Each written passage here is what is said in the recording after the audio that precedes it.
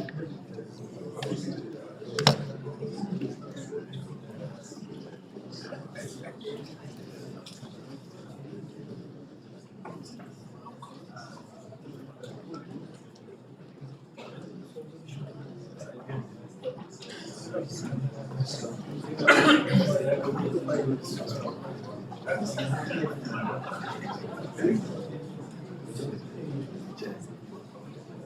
of Mission building.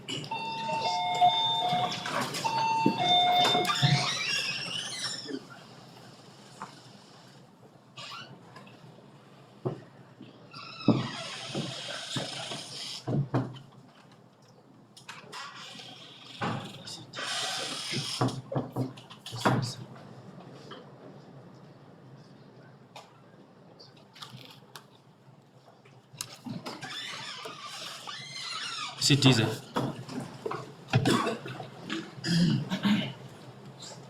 Team Chief and your staff, good morning. Good morning. Welcome to Galasi. I hope you traveled well to this place. You are most welcome. I'm Kenny Waluka, staff officer to the head of mission. So the head of mission is in and is ready to brief you on the mission. So I urge you to pay particular attention as he will be briefing you. So I now invite the head of mission to brief you. Head of mission. Thank you very much. Good morning, ladies and gentlemen. Good morning. It's very good to see you. You are the members of the AMIC planning team, and I am here as head of mission. My name is Richard Cornwell. Welcome to Galasi. We're about to begin our deployment. At last we're here to begin with what the people of Corona have waited for.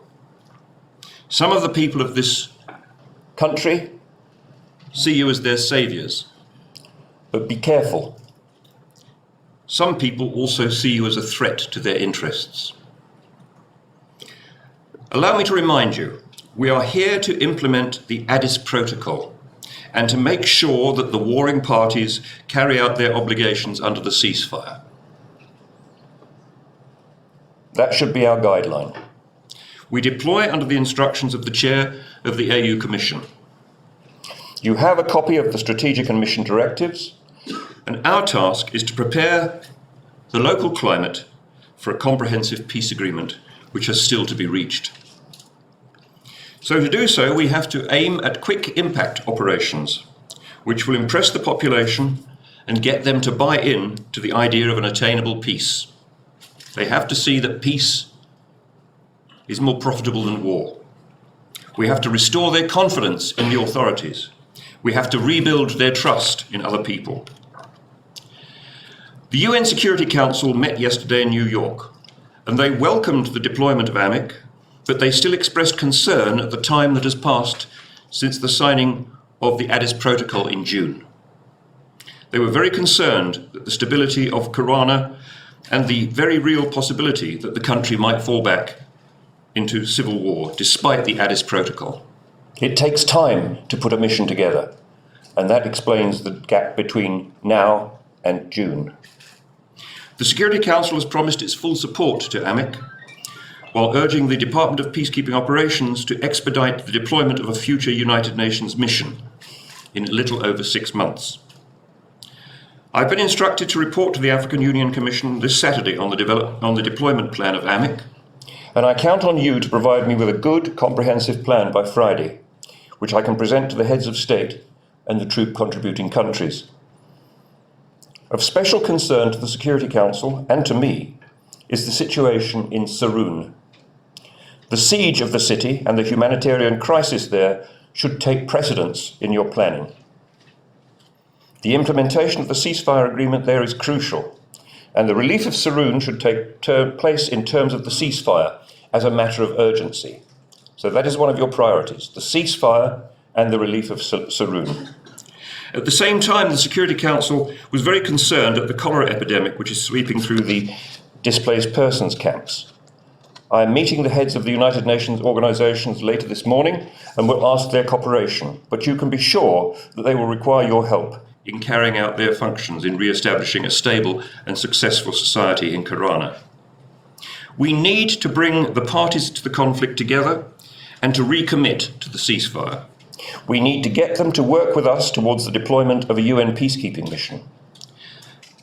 There are spoilers, however, who prefer the present instability. You need to identify them and to propose ways of neutralising them. It's my intention during the coming week to meet with the government of Karana and other countries of the island of Kisiwa, and you should not hesitate to give me your thoughts on priorities, on what we will need to make the mission a success. I will request your inputs from time to time in this regard. We have very little time. The clock is ticking. The world is watching and expecting us to succeed. I wish you well in your work and look forward to receiving your planning document on Friday. Unfortunately, the head of the United Nations country team is ill and is unable to be with us today. But he has given me his notes to convey to you. He is confident that this is the beginning of what will be a most fruitful and fulfilling deployment. He is the United Nations country team coordinator, which means that he has been in country for a number of years. As you're probably aware, the United Nations family, other international aid agencies, governmental and non-governmental, humanitarian and human rights bodies have all been working in Karana for a number of years. So they are very familiar with the local situation. During the time they've been here, the socio-economic situation, already challenging even in the best of times, has deteriorated steadily with the development of intercommunal political tensions, and much more rapidly with what can only be described as a slow civil war. Though armed conflict has not engulfed the entire country, it has affected major parts of it, especially in the south and the west. Here, the power of the state to provide services and security has been almost totally eroded, and the efforts of the international humanitarian community to provide adequate relief to those worst affected by the violence have been conducted, when they are possible at all, in dangerous circumstances. The principal role of the UN team coordinator is to advance the work of the United Nations Development Programme.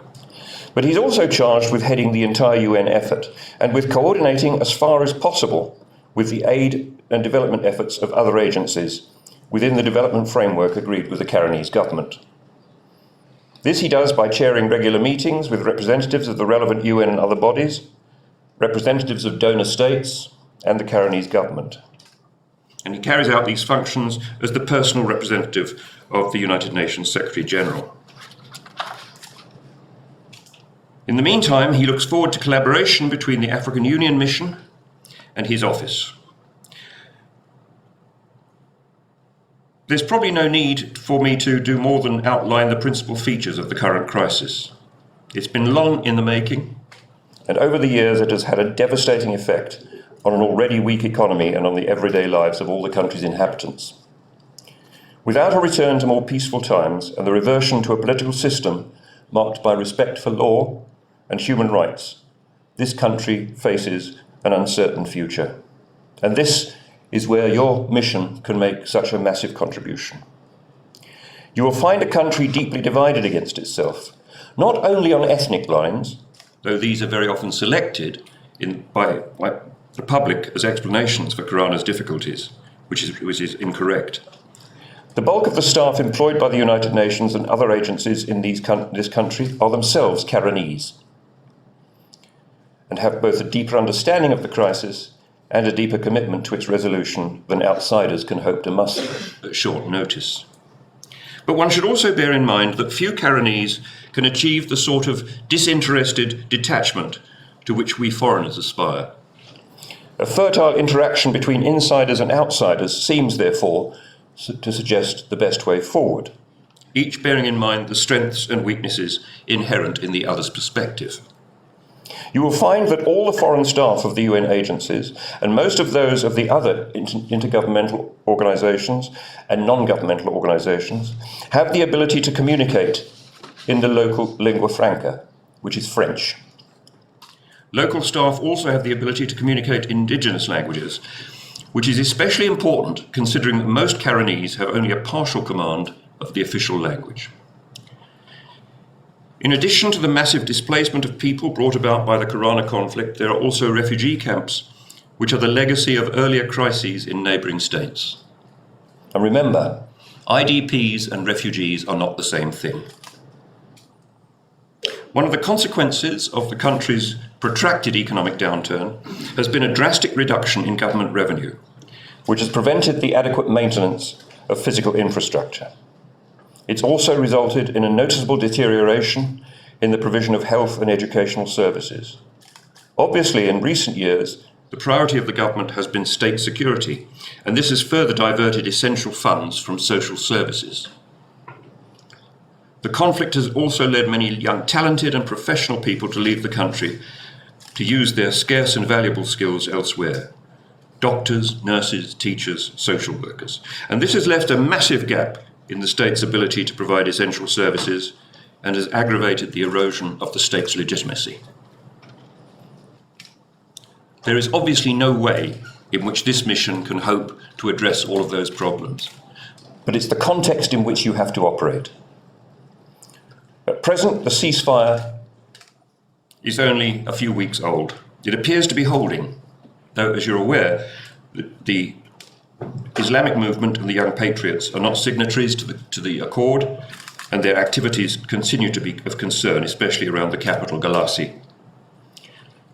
A final note, the MPC in the West appears to be a relatively sophisticated and structured force, which bodes well for their adherence to the agreements they are party to. The same cannot be said of the CISC, however, a far more amorphous and fluid movement which may prove difficult for its commanders and other leaders to control. And they are operating in the south. In short, ladies and gentlemen, you have a very challenging mission, but one on which I am sure you will acquit yourselves with distinction. Your success will earn you a justified place in the history of Karana and the hearts of its people. I thank you.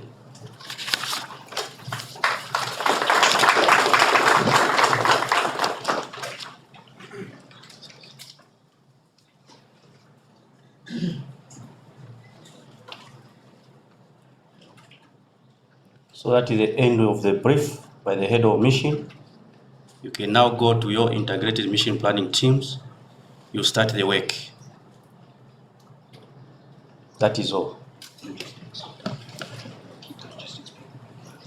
And then those who are in the mission support, the coordinators should remain here.